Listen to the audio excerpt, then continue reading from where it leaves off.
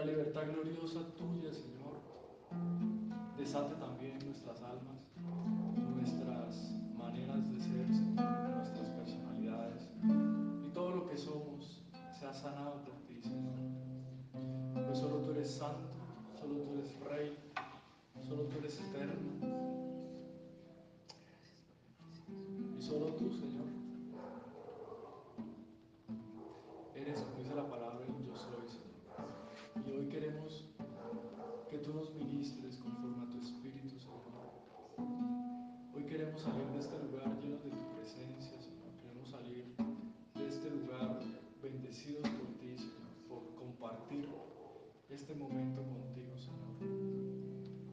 Queremos salir de este lugar ungidos por ti, Señor, llenos de fuerza, de ánimo a seguirte, a permanecer en ti, Señor, a guardarnos para ti, llenos de entendimiento, de sabiduría, de tu palabra, Señor. Llénanos hoy de tu presencia y haznos rebosar en ti, Señor. Llévate el cansancio, Señor, del día, llévate la aflicción, Señor, del trabajo, de pronto de las personas, del Transmilenio, de tantas cosas que tiene esta ciudad, Señor, de tanta opresión en la que vive esta ciudad, Señor. Y declaramos libertad para Bogotá, Señor. Declaramos que esta ciudad, como lo has venido haciendo, se multiplicarán tus hijos en ella, Señor, y cambiarán todas las cosas que la conforman.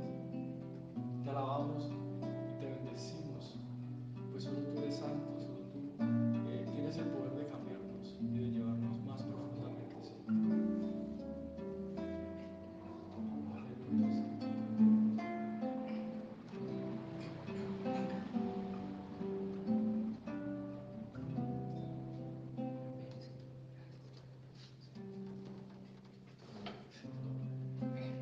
Mereces la gloria.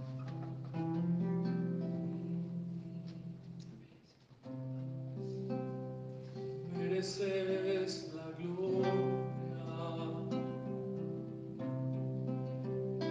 la honra. Levantamos nuestras manos, exaltándote, Señor. Mereces la gloria y la honra.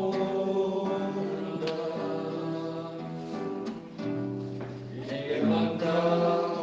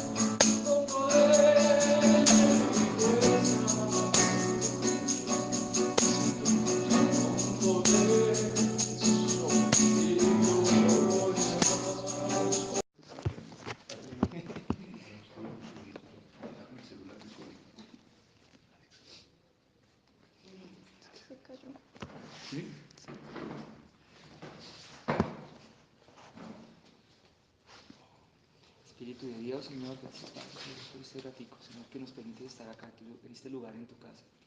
Señor, vengo la oración que veníamos haciendo hace un rato, Padre, en el nombre poderoso de Jesús de Nazaret.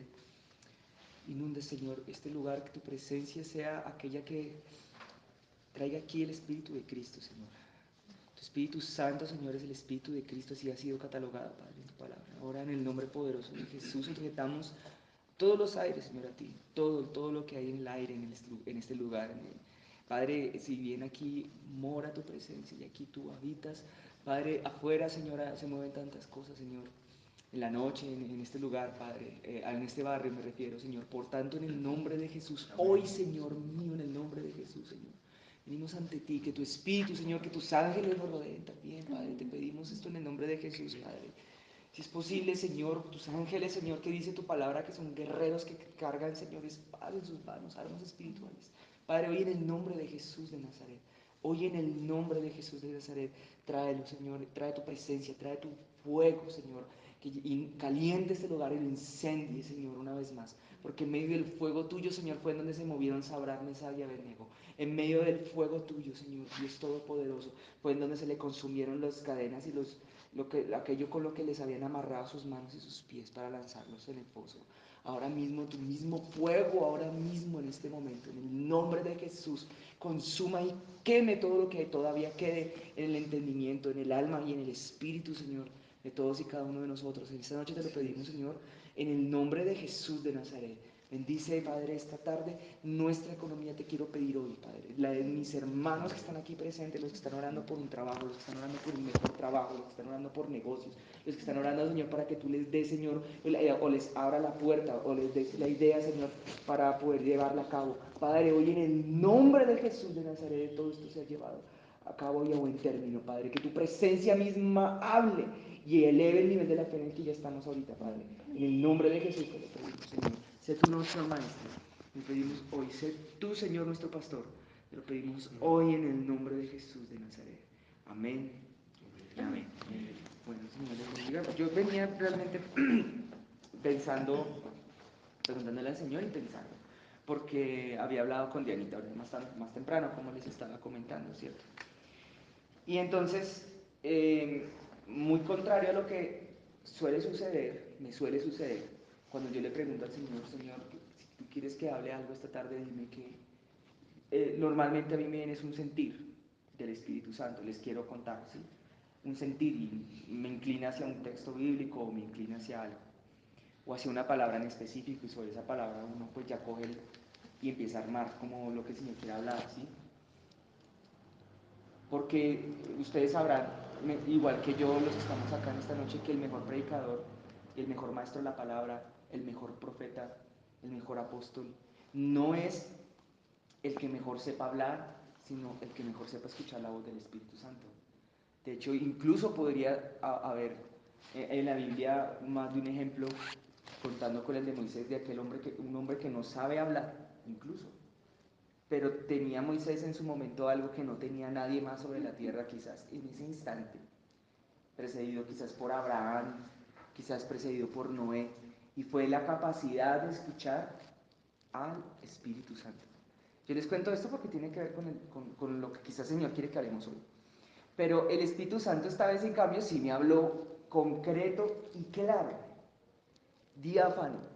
No sé por qué me ha pedido el tema de las sillas de esta manera, y me alegra no saberlo, porque a veces las cosas de Dios son extravagantes para uno. No lo entiendo. Tiene que tener algún significado. A lo mejor, tal vez, quién sabe, no lo sé. Pero entonces sí, lo que sí también me dijo fue, bueno, tú has escuchado, has visto que en Neiva están haciendo o grabando o hablando de los rudimentos de la fe. Y yo, sí, Señor, bueno, hijito, entonces quiero que tú te unas a lo que están haciendo en Neiva y por favor compartas esto. Y yo, bueno, Señor. Y yo venía realmente muy contento hasta que pensé, oh Señor, pero todos los que están acá ya saben eso. Entonces, ¿qué hago? Y él me dijo, no, pero es que lo vas a hablar de esta manera. Y de la siguiente manera, que vamos a mirar ahora sí. Entonces, por eso, bueno, ya voy entendiendo un poco lo de la mesa redonda.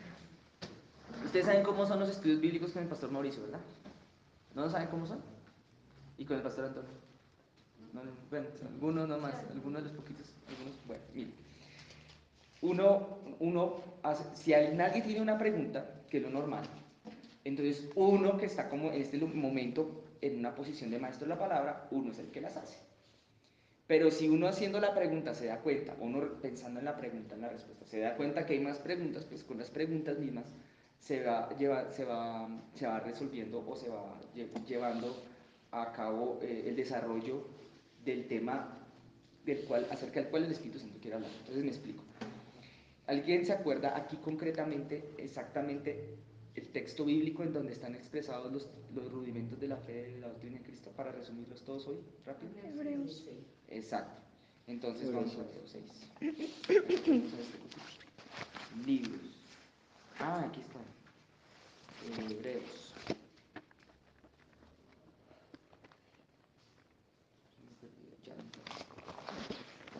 Hebreos. Pero no el 6, el 5 primero. Porque todo texto fuera de contexto es un... ¿No lo saben? ¿No se saben el refrán? Exacto. Repito, todo texto fuera de contexto es un... Pretexto. Exacto. Ahora, por cierto, ¿quién escribió Hebreos? ¿Ustedes lo saben? Que yo no lo sé. No, aquí no me sale. En una de las Biblias que tengo en la casa sí me sale. En las que tengo allá. Bueno, pero el 5.11, ¿sí? ¿Ahí lo tienen? Lo tienen. Desde el 5.11 empieza a hablar de los rudimentos, no desde el 6.1 solamente que están en el capítulo 6, ¿sí? Pero empieza a hablarlo desde el 5.11. Creo que fue el apóstol Pablo, pero no estoy seguro. Acerca de esto, dice acá, tenemos mucho que decir, pero difícil de explicar, ¿verdad? ¿Me siguen? Sí. Listo. Por el 5.11, sí. Por cuanto os habéis hecho tardos para oír, o demorados para escuchar, porque debiendo ser ya qué cosa. Maestros. El tema de los rudimentos de la fe está relacionado con el concepto de ser o no ser un maestro o una maestra. Y este versículo se lo estaba hablando el apóstol no a una sola persona. ¿A quién está dirigido el libro de los Hebreos? A los hebreos. Exacto, maestro de la palabra. Acabas de hacer una de las inferencias. Exacto, eso es. Yo diría que las respuestas más fáciles suelen responder las preguntas más difíciles. Suele ser así. El libro de los Hebreos, no, Heidi, no necesita ayuda, ¿cierto? No, ya. ¿Ya le encontraste? Bueno, tranquis que yo, mientras tanto nos vamos siguiendo con el tema. Exacto, fue dirigido no a una persona, a muchas. Entonces, no a muchas, corrijo, a todas. Entonces, ¿quiénes tienen que ser maestros de la palabra? Todos. Entonces, aquí hay una diferencia entre otra palabra que el otro apóstol, o no sé si sea el mismo Pablo, dice, si no mal no estoy en Corintios, que hay ministerios. Pero que Dios es un solo espíritu, que Dios es el Padre, el Padre es aquel que gesta las operaciones y que hay diversidad de ministerios, etc. ¿Sí han escuchado hablar de los ministerios, cierto? ¿Cuántos ministerios bíblicamente existen? Apóstol, evangelista. Apóstol, Profetas, evangelista, pastor. Maestro. profeta. Pastor. Maestro y pastor. Despacio, sí, muy bien. Apóstol. Apóstol. Dicen que es porque puede hacer esto, ¿no? Apóstol. Este es el profeta. Profeta. Este que es el más largo de los tres es el evangelista. Es el evangelista el que alcanza. Este es el de la argolla. No sé por qué el pastor es el de la argolla, pero supongo que es un compromiso muy tremendo. Y el pequeñito es el del maestro. No sé por qué el pequeñito. Decían que, pues a mí me enseñaron que es que era para limpiarse los oídos para poder escuchar, pero yo ya entendí que era una broma que me habían hecho. No, el de maestro sé porque es el pequeño. Pero es un ministerio, pero al mismo tiempo es una característica de toda la iglesia de Jesucristo. Todos en un momento dado tienen que avanzar al punto de llegar a ser maestros. Por esa razón es que, ahora sí que estamos poquitos, miren, mi mamá está en Estados Unidos, ¿sí saben, no? Llega estos días. Y llegó, dijo, ¿dónde me congrego? Entonces las personas que la estaban acompañando, que la habían invitado a pasear y todo eso, le dijeron, venga para la iglesia de nosotros. Y todo estaba muy bien hasta que llegaron y le dijeron, bueno, aquí esta iglesia, todo estaba perfecto hasta que dijeron, bueno, esta iglesia es unitaria. Entonces aquí solamente es Dios es... No, el Padre, el Hijo y el Espíritu Santo son una manifestación diferente del mismo Dios. O sea que Dios se transforma en Jesús, luego se transforma en el Espíritu Santo y en otros momentos se transforma en el Padre. Son manifestaciones. Y cogen a mi mamá a bibliazos en el carro después del culto la cogen a bibliazos, o sea, con metralleta bíblica, es que la Biblia, le cogen con versículos con argumentos tales como que Jesús dice que yo soy el alfa y el omega, el principio y el fin, que Jesús es el Padre, ¿sí ve? Porque ahí está en Isaías, en Apocalipsis, que Jesús es Dios, que son uno, y en fin, y que los tres son uno. Entonces, ¿de dónde tú sacas que rápido un argumento bíblico para decir que son tres personas diferentes sin Dios verdadero? Pues hay que ser un maestro de la palabra. Y eso no es solamente para los llamados a ministerio de maestro, sino es para toda la iglesia. Entonces, ¿uno dónde saca? No, mamá, espérese. Acuérdense cuando Jesús se bautizó. Por ejemplo, Jesús se bautizó y ¿qué pasó? Pues que Jesús estaba ahí y se oyó la voz del Padre. ¿Cómo pudo Jesús? No sé, la Biblia no va a narrar eso de algo un concepto tan sacado de la doctrina como es que son la misma persona y va a hablar la misma persona desde arriba y la misma de abajo se va a contestar y va a venir el Espíritu Santo Es un asunto que se cae de su propio peso, por ejemplo, en un texto como esos, o cuando habla el ángel de Jehová.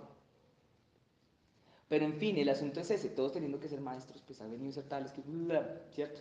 Bien, entonces ahora viene todo esto, todo este discurso, este preámbulo, es simplemente para que llegara a hablar de que la palabra de Dios se compara con el alimento, y que hay un alimento que es sólido y hay un alimento que es blandito, y que el blandito ¿para quiénes son?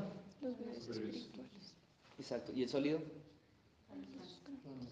para los maduros, para los adultos, ¿cierto? Para los grandes. Entonces, esa es la diferencia entre el alimento, el básico y el sólido, ¿cierto? Y ahí compara el alimento blando, de hecho no dice blando, dice leche, la leche espiritual. Y en otra parte la palabra declara que la leche espiritual dice que hay una leche que es no adulterada, que anhelad como niños, dice así, la leche espiritual no adulterada. ¿Ustedes saben qué es la leche adulterada? ¿Y alguien me puede explicar cómo es la leche adulterada? ¿Cuánto es la leche adulterada? Químicos. Pero bíblicamente, sí, pues obviamente, no es eso. No, porque en los tiempos bíblicos tal vez no se hablaba de leche adulterada Sí. con químicos, pues era como difícil en los tiempos bíblicos. ¿No saben cómo es eso? Una palabra a medias o con No, cosas ¿cómo era el Desviada. contexto de la época? Como desviada. ¿Cortado? cortadas, ¿será? No, la leche adulterada nadie se la toma. Digo, la leche cortada nadie se la toma, pero la leche adulterada sí se la Tenía toma. agua, ¿no? Exactamente. Entonces hay niveles de adulterio de la leche, o sea, niveles de adulterio de la palabra de Dios. Según la cantidad de agua con la que rindas la leche, pues cuando yo me tomo un café hecho con leche y agua, ese generalmente me cae pesado. Hay gente que no, le cae pesado ese café con 100% leche, porque es intolerante al tema de la leche. Pero el café más pesado, igual me lo tomo, el más pesado para mí que hay es el que viene 50% leche, 50% agua. No sé por qué, o el tinto hecho en agua, por ejemplo. El adulterio de la leche tiene que ver cuando uno la rinde con agua. Y esto que tiene que ver con el alimento espiritual, porque claro, entonces en ese sentido también debe haber alimento espiritual sólido también adulterado. Puede que lo haya. Y honestamente yo creo que sí lo hay. Y es que el tema, ay, cerré la Biblia. El tema de la leche espiritual adulterada es el agua que tú le agregas y la leche va perdiendo como su capacidad, ¿cómo se dice? De transmitir o de infundir aliento o energía o vida. Nutrientes o vida. Y la leche propiamente dicha, aquí, en ese contexto que dice anhelad como niños la leche, ¿saben? Yo muchas veces pensaba que había que anhelar la leche de cabra o la leche de vaca, pero hay un texto en el Antiguo Testamento que está en hebreo y en este momento no lo recuerdo muy bien, que cuando uno lo traduce del hebreo se refiere a Jehová, al Dios Todopoderoso, a los tres, porque en el Antiguo Testamento cuando se hablaba de Jehová se refería a los tres, de alguna manera u otra. Estaba Jehová, el Espíritu de Jehová, etcétera, etcétera. Como le llama a él el de los grandes pechos. Ustedes saben que en hebreo hay una cantidad de nombres para Dios que aparecen en la Biblia y uno los traduce como Jehová. Hablando aquí de la Biblia. Ciencia dice que un ser humano, varón o hembra, da leche. Lo que pasa es que en el caso del varón, eso es como si el gen lo hubieran cortado, lo hubieran apagado, perdón. Pero que a punta de su gestión, un varón puede dar leche. A punta de su gestión. Pues obviamente no todos, pero un varón dio leche a punta de su gestión, con un bebé. Ay, qué pena que te interrumpa. Sí. que anoche soñé, me pareció insignificante el sueño, Sí. pero que yo tenía un estante lleno de leche. Y yo decía, bueno, ya no me va a faltar la leche en la casa. Yo no sabía, pues, me pareció insignificante, me dije, ¿qué?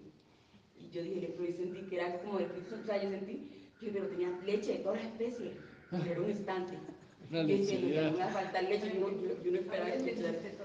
Pero bueno, No sé si será esto, ¿no? Pero de verdad soñé sí. que tenía un estante. Pero es el alimento espiritual para en la cuando uno, casa. cuando uno está chiquito, el alimento espiritual para cuando uno está bebé. Yo lo bañaba con leche. Lo curioso de esto es que cuando uno es capaz de comer por sus propios medios, Con avena. entonces ya no necesita la leche.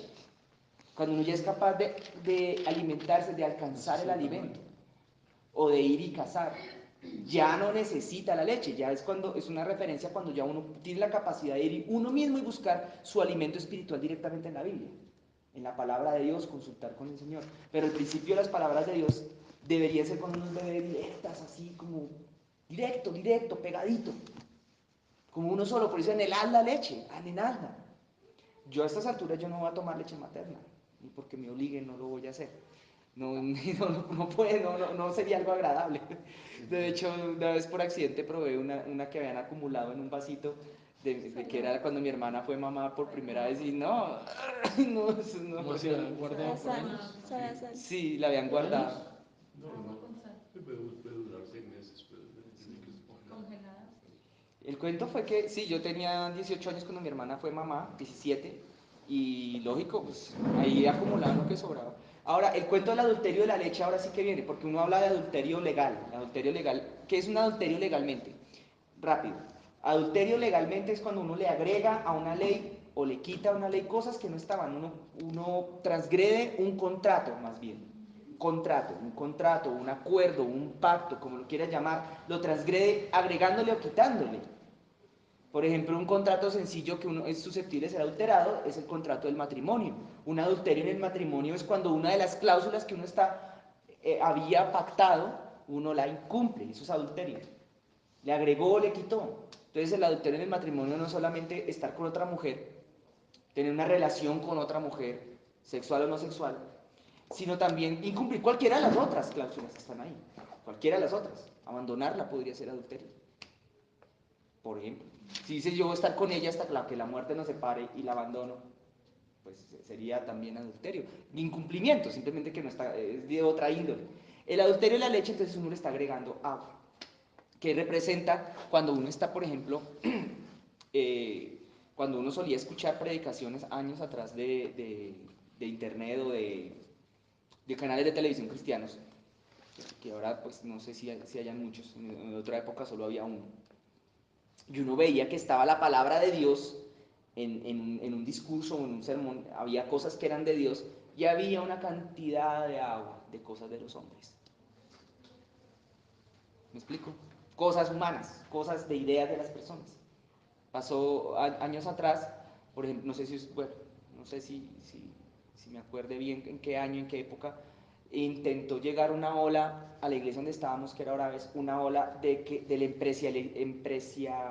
¿cómo se dice? Empresarialismo.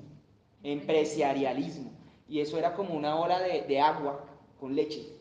Entonces era un cuento, había iglesias que eran así y había que gestionar la iglesia como si fuera una empresa, ideas empresariales, visión, misión, metas a mediano o largo plazo, administración final, todo como si fuera una empresa, como si fuera una empresa. Eso es leche adulterada. Porque hay cosas de Dios, claro que las hay, pero habían cosas de los hombres. Y el que está acostumbrado a tomar leche adulterada crece con desnutrición, crece medio enfermito, crece ahí, va creciendo flaquito, no, tiene que tomar mucha para que le alimente. Y cuando uno escucha esas predicaciones, a veces escuchaba algunas, era muy poquito lo que había de Dios y era mucho lo de los hombres. Y llegaba un punto en que uno ya, el que estaba acostumbrado a tomar leche adulterada, probaba la leche de verdad, la pura, la que no era adulterada, y le sabía feo. Y decían, y tan religiosos, legalistas, y no sé qué, ¿por qué? No están acostumbrados a escuchar la doctrina completa, sana como es. Entonces a las cosas no hay que agregarle nunca cosas de hombres. Y lo bonito es que solo el que conoce la leche todo full, la leche completa, la leche no adulterada, puede distinguir cuando donde le sirven un vaso con leche adulterada. Se puede dar cuenta, uy, esta no sabe tan bueno. De ahí viene el tema de la leche. Ahora sí, entrando a los rudimentos. Entonces, los rudimentos son temas lácteos bíblicamente. ¿Sí se entiende eso, no? Son temas totalmente lácteos. No son temas de carne, ni son temas de cordero asado, ni son temas nada de eso. Son solamente temas de leche. ¿Cuál es el primero? Arrepentimiento de obras muertas. Muy bien. ¿Qué consiste el arrepentimiento de obras muertas, hermana Valentina? Bueno, primero, ¿qué es arrepentimiento? Cambio de dirección. Bueno, gracias, hermana Valentina. Ay, qué pena. No, ya. Bueno, vamos a preguntas un poco más al estilo como le dio Mauricio. Hermano Henry, ¿cuáles son los pasos del arrepentimiento? Los pasos del arrepentimiento. Confesar su pecado. Está como bueno eso. Yo creo que es el que confiesa su pecado y se aparta, o sea, cambia la dirección. Entonces. Perfecto, eso que está citando, ¿en dónde está? En Romano. En Isaías. Muy bien, maestro. ¿Qué otro paso puede haber? Bueno, no es que yo estoy dando por sentado que hay pasos. No lo estoy dando por sentado, sino que se me ocurrió preguntarlo así. Pero puede que... Reconocer que es un pecado, ¿no? Porque ¿cómo te vas a arrepentir si no sabes que Bueno, está bien, perfecto. Reconocer. Pues yo creo que el arrepentimiento, o sea, pasos, creo que es la convicción de pecado, que solamente la da el Espíritu Santo. Y a partir de la convicción de pecado, debo tomar la decisión de cambiar de dirección, o sea, de decirle a Dios como me arrepiento, o sea, confieso mi pecado que me reveló el Espíritu Santo. Y ahora sé que estoy mal, entonces lo confieso, entonces me arrepiento, entonces viene el poder de Dios para liberarme. Entonces, Bueno, y creo que la palabra clave apareció solamente 2 veces. Espíritu Santo.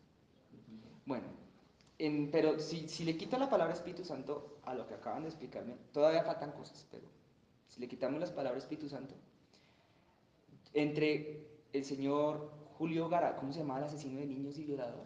¿Julio? Sí. ¿Cuál es el nombre de él? Pues, se me olvidó. Bueno, señor de apellido Garavito, y yo no habría diferencia alguna. ¿Por qué? Porque él confesó,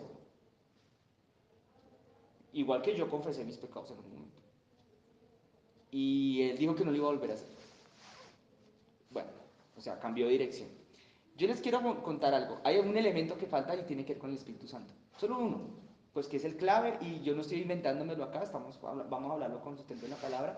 Y en base también por que alguna vez, igual que ustedes, me tocó pasar por ese puntico en manos del pastor Antonio.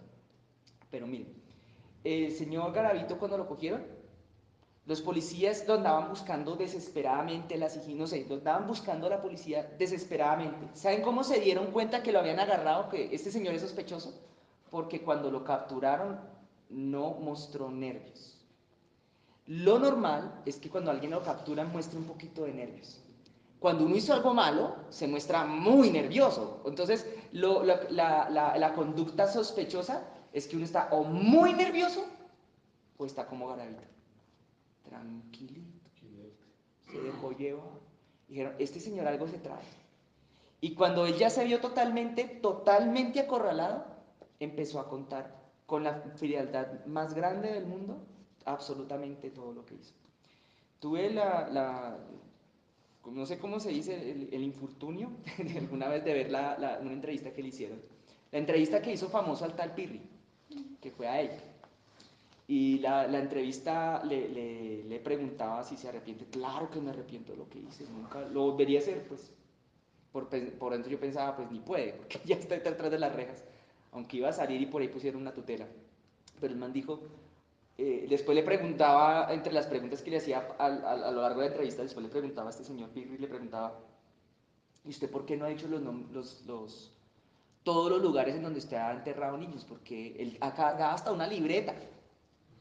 Tenía todo registrado. ¿Por qué hay familias que están todavía buscando a su hijo desaparecido? Se sospecha que el Señor los había matado y el Señor no decía, no quería decir, y él le pregunta, ¿por qué no dicen dónde están? ¿Por qué no sueltan los demás ubicaciones en donde enterró los niños que usted asesinó? Y el Señor decía, no porque yo necesito con qué negociar para salir de acá. Y lo decía un hombre, se lo decía estando en la cárcel, diciendo que era pastor. Y así como dice una hermana por allá hace años, pero pastor, una hermana de la costa. ¿Quién decía que era pastor? Garavit se había vuelto pastor, siempre se convirtió. Yo no puedo decir nada de una conversión hasta que no vea el fruto. Pero el que viene esa entrevista, que era tal vez del año 2002, no sé, 2003, no me acuerdo. Pues no, nada que ver. Un verdadero arrepentimiento no está buscando negociar. Ay, pero me van a bajar la pena. No, olvídate. Ahora, había algo que él no mostró que tiene que ver con lo que dijo Jaime. Que él no mostró en esa entrevista ni en ningún momento cuando lo capturaron. Nunca lo mostró.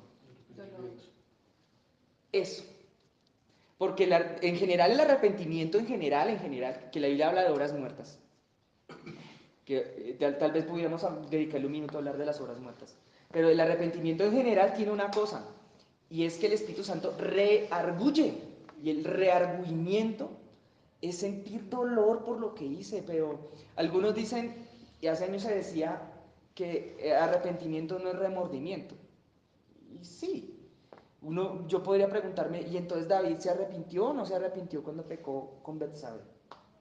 Pues hombre, claro que se arrepintió, la Biblia da testimonio de eso. ¿En qué momento se arrepintió? ¿Ustedes se acuerdan? Cuando se encontró con el profeta Natán. Y él dice que lloró, claro que le dolió, claro que le tuvo que haber dolido. Yo solamente tal vez una vez experimenté eso, en el sentido natural, alguna vez tuve exactamente esa sensación en lo humano, fue cuando yo estaba en el apogeo de mi adolescencia, de la rebeldía de mi adolescencia, si se puede decir. Pues sí, uno en la casa, uno le enseñaban, uno tuvo que desaprender muchas cosas que aprendió en la casa, y no es por criticar a mi casa, eran imperfectos, mis papás eran imperfectos, ¿qué más le voy a hacer? Yo tuve que desaprender muchas cosas. Yo en la casa había aprendido a ser peleón, a ser alegón, a ser respondón. Y cuando ya llegó un punto en que siempre que respondía, alegaba o peleaba, pues mi mamá pues, tenía su método que se llamaba cinturón o chancleta. Pero ya cuando ya llegó la edad en la que el cinturón y la chancleta no podían conmigo, yo me puse a alegarle a mi mamá algo, a pelear, a alegar. Yo era alegón y eso se volvía gritería y todo el rollo. Esa era la costumbre en la casa. Yo alegué y cuando me di cuenta que no recibía cambio el otro alegato más duro, sino que mi mamá se quedó callada. Y luego yo empecé a ver la frustración en la cara de mi mamá y cómo se le escurrían las lágrimas. Yo ya no pude, yo no pude con eso a mí me venció. Y me dolió tanto, y yo no sabía por qué, yo ni siquiera me acordaba un minuto después qué era lo que yo le había dicho a mi mamá. Pero me dolió verla así. Como esa cara de impotencia diciendo, ya perdí, ya lo perdí, ya no hay nada que hacer con este chino. Que lo que él estaba diciendo a ella le estaba causando dolor. Y a mí me dolía ese dolor. Y yo hice lo que nunca en mi vida hago, nunca, lo hice ese día. Fui y después de estar peleando, alegando con ella, fui y la abracé. Y dije, mamá, no llores. Y fue para mí eso como hasta liberador. Porque claro que hay que dolerle. Yo no sé si se llame o no remordimiento, pero a uno le tiene que doler. Y el Espíritu Santo causa eso. Causa eso. Hay registros, si hay registros de nuevos nacimientos, si hubieran registros civiles de nuevos nacimientos, si existieran, los nuevos nacimientos tienen que ser con dolor. Y el mayor dolor que puede sentir un ser humano en este sentido es por haber ofendido a su Señor, haber hecho algo que hubiera dañado o que hubiera herido. Hay un concepto que se habla de psicología, aunque la Biblia no es un libro la psicología y la Biblia no son libros como muy propensos a andar de la mano, que la psicología tiene algunas teorías y cosas que niegan la existencia de Dios, pero miren, el ser humano tiene algo que le llaman ellos empatía, y eso es sentir dolor cuando uno ha herido a otro.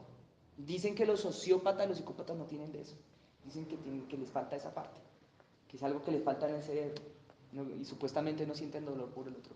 El arrepentimiento requiere eso. Y el día que uno no sienta dolor por lo que uno hizo, estaba ahí, exacto, el confesar, está el sentir el dolor, el dolo, está el cambiar de actitud, o el cambiar de dirección, o el tomar la decisión de salir para otro lado, de cambiar de rumbo. Hay un ejemplo que me gusta dar y solamente lo voy a dar lo más cortico que pueda.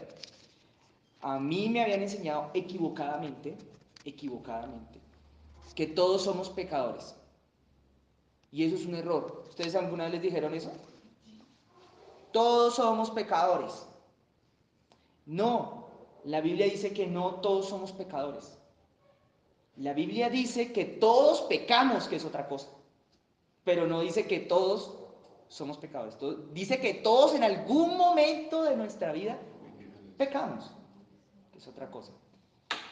Y ahora, para hacer el ejemplo, para ejemplificar esto, está el barco del Titanic. ¿Sí se acuerdan de la película? Y el barco del Titanic entonces está hundiendo y está listo para irse para abajo, para ya cuando se voltea y está Jack y Rosa, ¡ay, Jack! Y se cae, la gente empieza a caer al agua, la gente al ver que el barco está hundiendo, la gente se tira al agua. El estar en el agua es como un pecado, como el pecado. Todos en algún momento dado se tiraron al agua, cayeron en el agua, se cayeron porque el barco estaba ya hundiéndose. En algún momento la naturaleza humana es como ese barco que está ya listo para irse para abajo, para perderse. En algún momento la naturaleza humana lleva al ser humano a caerse del barco. No aguantaron más, ahí los músicos se quedaron, el cuarteto y tocando, fue un placer tocar contigo y se quedaron ahí. En algún momento el agua, anegando el barco, los inundó. Pero solo el que después de haber sobrevivido a la tragedia del Titanic, vuelve al océano Atlántico, al Atlántico Norte, y se tira al agua, ese es el pecador. Me explico. El pecado es una característica de la carne o de la carnalidad del ser humano. Todos en algún momento lo hicimos, la Biblia así lo afirma y de ello da cuenta la historia de la humanidad. Pero los que no son pecadores, la Biblia les llama a aquellos en Primera de Juan, que son los que no practican el pecado, porque dice que el que es nacido del Espíritu ya no puede pecar, dice que no puede, no lo practica. Y es que la práctica es la diferencia entre el maestro y el aficionado. Porque una cosa es ser pecadora porque un día cayó y usted dijo, no, ya no quiero, esta agua está helada, está horrible, sabe feo y me salgo de acá. Pero el Señor es el que puede completar esa obra en el sentido de que uno puede que lo empujen y resbale. Pero uno toma la decisión consciente y deliberadamente de volver a pecar. Entonces en ese momento uno se constituye un pecador cuando se convierte en una costumbre, en una práctica. Ahí está la diferencia. Porque hay personas, y ahí estaría Garavito. ¿Qué pasaría si Garavito lo soltaran? Sentiría otra vez el deseo interno de su alma desordenada, seguramente llena de demonios a lo mejor, de volver a hacer lo que hizo. Como el adicto cuando era adicto a la heroína, vuelve a ver la heroína, por más de que se arrepienta el adicto, no puede dejar la heroína. Él necesita de algo sobrenatural, que su interior sea reformado después de eso. Porque el siguiente paso de tomar la decisión es una reforma en el alma. Y eso la puede dar solamente el Señor. Y se necesita para eso que Él coja martillo y cincel y le dé uno. Si no hay martillo y cincel, uno vuelve a ver otra vez eso y uno vuelve a ver Garavito el niño y siente el deseo de hacerlo. Hasta que tarde o temprano toma la decisión de volver eso otra vez una costumbre. Los ex drogadictos viven toda la vida, el día a día, sobreviviendo al día anterior. Diciendo, sobreviví 3 años, he sobrevivido 8, he sobrevivido tantos. Y este es un día más. Así aconsejan a los drogadictos que vivan su vida. Este es un día más que no pequé. Fue un día más, lo logré otra vez. Que cualquier día puede caer. La diferencia entre el ex drogadicto y el que está en la calle, estaba en la calle del Cartucho y estaba en el Bronx, el que está allá tomó la decisión de hacerlo. Él lo quiere hacer, él ama eso y él no en ese momento está ahí. Como una vez al pastor Antonio, delante mío, un indigente le dijo, yo no tengo problemas. Yo estoy bien acá donde estoy, aquí es donde yo soy feliz y aquí es donde yo quiero estar. ¿Qué más puede hacer? Él dijo, no puedo hacer nada más por usted. Listo, hermano. Y así. Entonces hay cosas en la vida que la Biblia llama, acerca del pecado, dice que hay que aborrecerlo. La Biblia dice que hay cosas que hay que aborrecerlas. Y el pecado es una de ellas. Hay que odiarlo y empezar a aborrecerlo para uno poder empezar a sufrir esa transformación interna. Ya cuando no hace parte de la naturaleza de uno cierto pecado, ya no se convierte en una tentación para uno. Una vez escuchaba una persona diciendo, no, pero es que como es de Dios de injusto, les pone la manzana. Bueno, y no era una manzana, les pone el fruto allá en el huerto del Edén, se los pone ahí. Les hubiera prohibido que se los pusieran. Es que el problema es que ellos nunca se habían fijado en eso hasta el día que les llegó la culebra a Eva a decirle, míralo, míralo, míralo. Fue la culebra la que hizo que ese fruto fuera codiciable hacia los ojos. Ahora, ¿en qué consiste la palabra obras muertas? ¿Qué son obras muertas? ¿Ni idea? Los que están muertos. O sea, que ya están Algunos muertos. muertos se quedaron atrás. O sea, lo que producía el pecado. Lo que produce muerte. Bueno, ahí vamos. Yo sé, ¿Cuáles son las obras muertas? las obras muertas Y los son todas aquellas obras que no provienen de una obediencia con el Padre. Pienso yo. Como que no producen fruto en obediencia. O sea, puede ser darle plata a un mendigo, pero pues no es en obediencia a Dios, sino que una intención del Espíritu Santo, no es de Dios. Pienso yo. Bueno, voy a explicarlo aquí de una manera un poco más literal, fácil. En Génesis capítulo 1 o en capítulo 2, los primeros versículos, sin buscarlo, ¿qué dice que fue lo que tuvo Adán para que tuviera vida?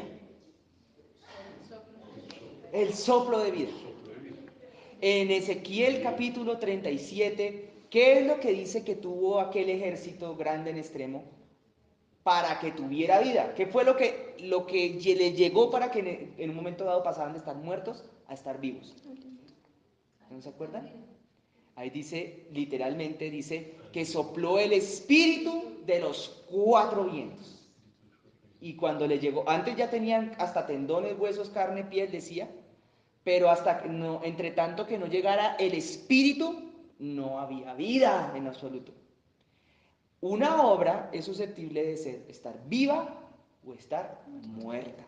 Como estaba Adán antes de recibir el soplo de vida, o el cuerpo de Adán, o como estaba el ejército de Israel en la visión de Ezequiel capítulo 37, o por ejemplo en Apocalipsis. Apocalipsis, y también Jesús habló de una muerte segunda. ¿Qué es la muerte segunda? ¿Alguien sabe? No saben qué es la muerte segunda, ¿no? Bueno, eso está en Corintios, donde habla de la resurrección de los muertos, que es el último rudimento, pero la muerte, o el penúltimo, la muerte segunda es cuando todos los seres humanos ya resucitados, de alguna manera, pues obviamente los que van a ese lago de fuego y azufre que está destinado fue inicialmente para Satanás y sus ángeles, vivos, allá en Apocalipsis 22, si mal no estoy, donde dice el gran juicio del trono blanco, si mal no estoy, vivos irán, y dice allá en ese texto, el que no fue hallado en el libro de la vida, para abajo, resucitados, resucitados. Por eso, 1 Corintios, en uno de sus últimos capítulos, donde habla también de eso, de la resurrección de los muertos, dice, pilas, bienaventurados los que tuvieron parte en la primera resurrección. Bienaventurados, porque hay una segunda resurrección por allá. Pero bueno, eso es otro tema para otro momento. Pero el tema aquí es, porque se habla de una muerte segunda, porque la muerte segunda, como bien lo dijo Jesús en Mateo 10, 28, serán echados vivos, pero como si chistoso, vivos al lago de fuego y azufre, y allá va a perecer el alma y el cuerpo, pero no perecen en el sentido de que dejan de existir, sino que no tienen el soplo de vida, carecen de Dios. En eso consiste el concepto de la muerte. Y el concepto de la vida es el opuesto, en que tiene aliento de vida, tiene soplo, tiene espíritu. Entonces, todo lo que tenga espíritu es vivo, y todo lo que no tiene espíritu está muerto. El ser humano natural que no tiene a Cristo está vivo porque de todas maneras hay aliento de vida en su interior, que proviene del Padre, heredado por herencia, generacionalmente, desde Adán. Desde Adán llegó. Los animales, el aliento de vida de los animales no proviene de Adán. ¿Saben de dónde viene? ¿Quién lo sabe? ¿Ni idea? Del espíritu de la tierra. Muy bien, Eclesiastés capítulo 3, del espíritu de la tierra. La tierra tiene un espíritu. Y el aliento de vida que existe en la tierra, con el cual Dios animó las plantas y todas esas cosas, ese es el que le da anima a los animales. ¿Y a dónde va cuando los animales mueren? ¿A dónde va ese espíritu? a la tierra que fue de donde proviene. Pero cuando me refiero al espíritu de los seres humanos, no el alma, sino el espíritu de los seres humanos cuando mueren, ¿a dónde vuelve? ¿Vale? Al Padre, ese aliento de vida que no hace parte de nosotros.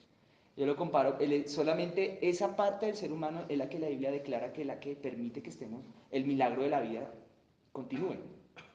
Y es en esa parte en donde la comunicación con el Espíritu Santo se lleva a cabo, o la fornicación espiritual, que es la comunicación con los demonios y la hechicería y esas cosas. Es allá. Entonces el Espíritu tiene que ver con la vida y la ausencia del Espíritu tiene que ver con la muerte. Entonces lo que decía Javi exactamente era muy preciso. Por esa razón, todas las obras, y eso lo dice también Romanos capítulo 8, donde dice viviendo en el Espíritu, todas las obras que son vivas son aquellas que son dirigidas por el Espíritu de Dios. El dilema está en cómo saber uno que algo que uno va a hacer está dirigido o no por el Espíritu Santo, pues teniendo comunión con esta palabra. Y eso lleva al segundo rudimento, que es el de la fe. ¿Cómo hago para saber cuál es la voluntad de Dios? ¿Cuál es la voz del Espíritu Santo? ¿Dónde está? Se necesita ejercitarse la fe. Toda obra que venga dirigida por el Espíritu de Dios es de fe, por tanto está viva. Y toda obra que no fue dirigida por el Espíritu Santo está muerta. Y mejor no lo puede explicar Romanos también, pero en el capítulo 16, si mal no estoy, en el último versículo, en donde dice, todo lo que no proviene de fe es lo que es pecado. O sea, todas las obras que no son dirigidas por el Espíritu de Dios, que va en concordancia con esta santa palabra, esas son pecado, o sea, están muertas. La definición de pecado y la definición de obras muertas es similar. Las obras muertas finalmente llevan a la muerte, las obras vivas finalmente llevan a la vida. Esa es la definición de algo que está vivo o de algo que está muerto. Entonces, si yo escojo corbata, no, un día escogí, solo tengo una todavía, pero esa mañana el Espíritu Santo me dice, te pones esa. Eso es una obra viva, por definición, ¿sí? Pero si yo hago una obra de teatro en mi iglesia y el Espíritu Santo nunca me dijo que lo hiciera, sino me lo dijo fue mi alma, por el deseo de mi alma de atraer la gente a Cristo, porque el alma también desea cosas buenas, no crean que no. El alma tiene buenas intenciones. Las buenas intenciones son de las que dicen por ahí un pastor, un predicador, que de esas está lleno el infierno. Entonces, sí, sabían eso, ¿no? Es que se me chispoteó, es que yo quería, es que las buenas intenciones esas están llenando el infierno en este momento. Pero las buenas intenciones no son la que cuenta, sino el Espíritu en tus acciones. La inspiración del Espíritu Santo en tus decisiones. Entonces allá estaba el rollo, ahí estaba el meollo, el dilema del asunto. Porque cuando el Espíritu Santo me dice a mí, no hagas una obra de teatro, porque lo que estás intentando con esto es saciar el anhelo de tu alma de traer gente a la iglesia, todo te va a salir muerto, todo en algún momento se va a morir, o en algún momento las cosas no van a quedar fundamentadas sobre la roca, sino van a estar fundamentadas sobre la arena, dice la Biblia. No, van a carecer de vida porque van a carecer de Espíritu Santo. El problema es que ese ejemplo que le estoy dando ocurrió con una persona, literalmente, no es solo un ejemplo, fue una historia, con una persona que tenía la unción, que es otra cosa. Y como tenía la unción, entonces usaba la unción para hacer las cosas. Y claro, pues parecía como si fuera algo grande, pero a la larga el fruto quedaba simplemente siendo el fruto de un gran show, porque el Espíritu Santo no estaba. Entonces yo a esa persona, que era una mujer, le dije, creo que el Espíritu Santo está diciendo que se haga otra cosa. Y efectivamente me dijo, no, mira, yo consulté con el Señor y creo que el Señor a mí me dijo que se hiciera. Yo pues no me iba a meter. Cuando se hizo la obra de teatro, pues todo salió fantástico, en el momento. Pero de las personas que llegaron a la iglesia, todas se enfriaron y se volvieron a ir. Porque el Espíritu Santo respalda al hombre, sí, pero el Espíritu Santo respalda lo de él. Uf, cuando se trata de lo de él sí que lo respalda. Entonces, es que esta es una cosa tan importante en la vida. Miren, el Espíritu Santo puede respaldar cosas que a mí se me ocurran. Pues sí, sí pasa. El respaldo de él es tremendo. Y ello no tiene que ver con la calidad de ser humano que tú seas, sino con la fe que tú tengas, con el nivel de arrepentimiento en el que tú estés. Al cielo no entran buenas personas, sino entran personas arrepentidas. Ese es la clave y el secreto de la vida cristiana. ¿Cuál era el discurso por eso era el discurso de Juan el Bautista, ¿no? ¿Qué consistía? ¿Te acuerdas, Heidi?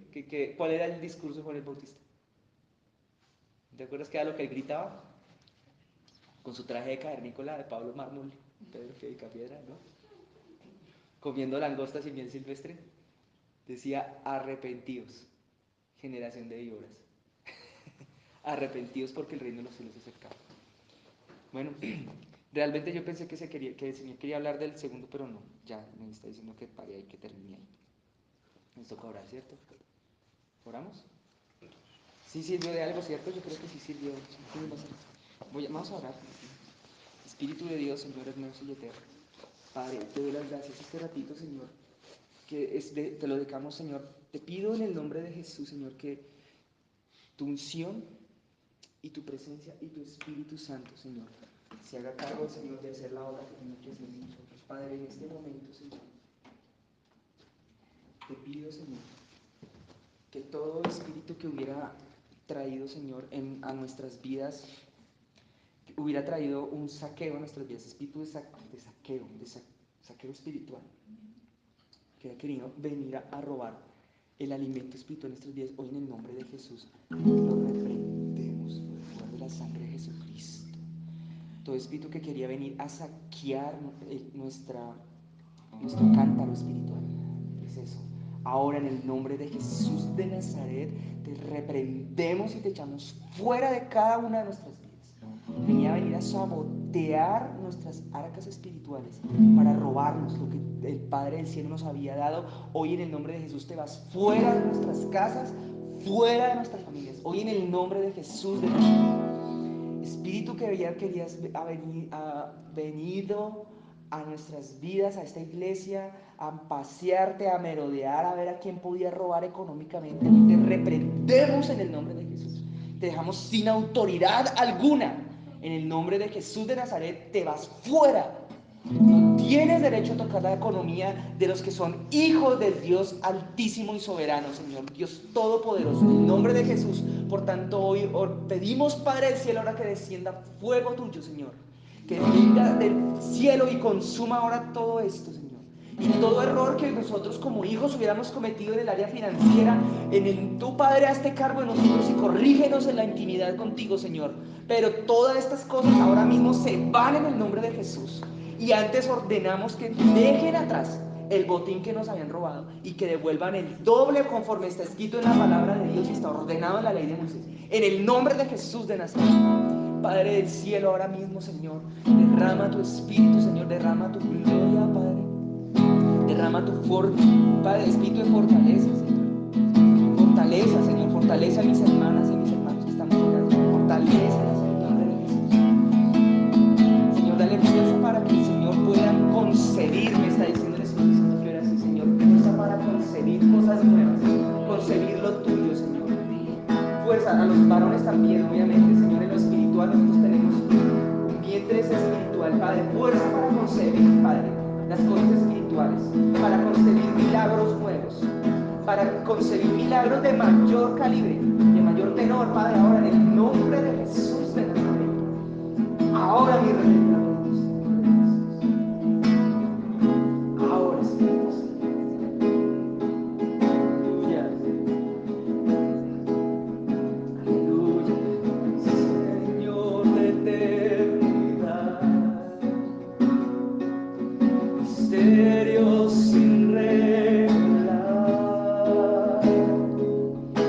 Dios de los cielos y el mar.